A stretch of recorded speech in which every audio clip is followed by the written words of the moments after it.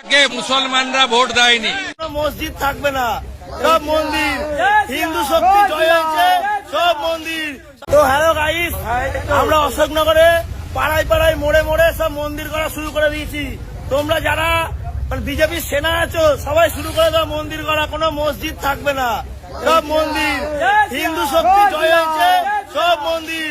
প্রিয় দর্শক, পশ্চিমবঙ্গে বিজেপি সরকার জয়লাভ করার পর থেকে মুসলিমদের উপর চলতেছে এক ধরনের চরম নির্মমতা।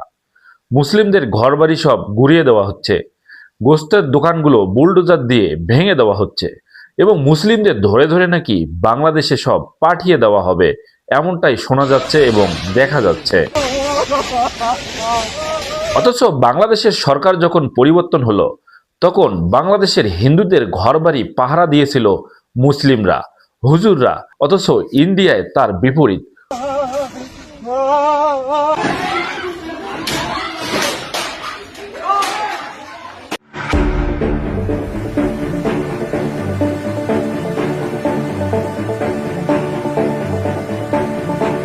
এখন প্রশ্ন হলো, সুশীলরা কোথায় লুকিয়ে আছে?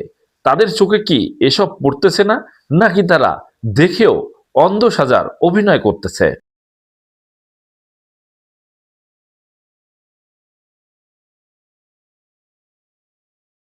পতন হয়ে গেল পশ্চিমবঙ্গের সরকার, মমতার 15 বছরের শাসন। জয়লাভ করল বিজেপি সরকার। কিন্তু বিজেপি সরকার জয়লাভ করার পরেই দেখা যাচ্ছে পশ্চিমবঙ্গের চিত্র একদম ভিন্ন হয়ে গেছে। চারদিকে যেন একদম হতাশা, একদম দুশ্চিন্তা এবং বিভিন্ন ধরনের ভয়ানক সব চিত্র আমাদের সামনে আসতেছে। চারদিকে যেন হই হই রই রই লটিয়ে পড়েছে। শোনা যাচ্ছে এবং দেখা যাচ্ছে বিজেপির কিছু উগ্রবাদী লোক তারা মুসলিমদের ঘরবাড়ি ভেঙে দিচ্ছে।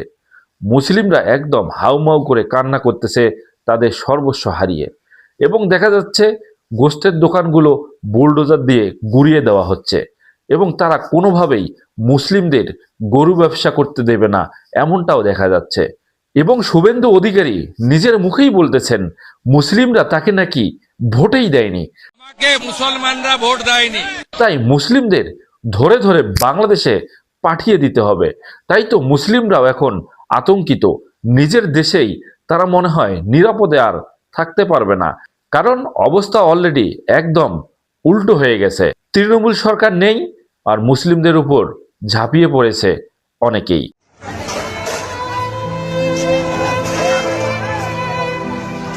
বিজেপি কি এটা নিয়ন্ত্রণ করতে পারবে, নাকি সংঘাত বেঁধে যাবে পশ্চিমবঙ্গে আর সেই প্রভাব পড়বে বাংলাদেশের উপর? সেটাই এখন দেখার বিষয়। কি করবে বিজেপি সরকার পশ্চিমবঙ্গে, আর বাংলাদেশ নিয়েই বা তারা কি করবে? কারণ তারা নাকি শেখ হাসিনাকে বাংলাদেশে আবার পাঠিয়ে দেবে। বিজেপির শুভেন্দু অধিকারী জয়লাভ করেই সেদিনেই ঘোষণা দিয়েছেন শেখ হাসিনাকে আবার ফেরত পাঠাবেন।